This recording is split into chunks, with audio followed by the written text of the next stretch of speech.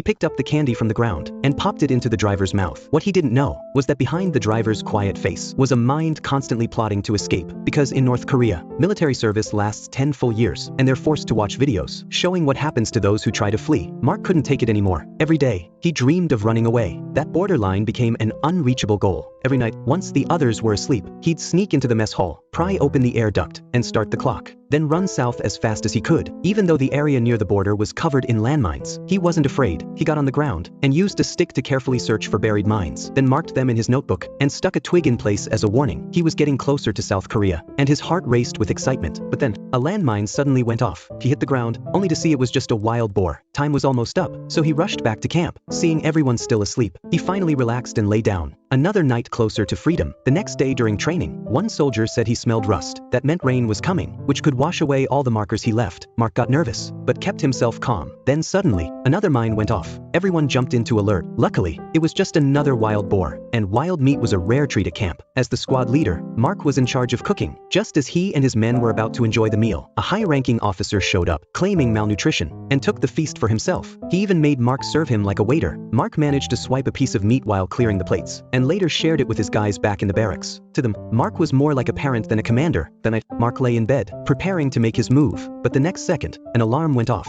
Everyone was ordered to assemble. Mark was filled with anxiety. He threw on his gear and rushed to check the mess hall vent, only to discover the escape tunnel had already been found.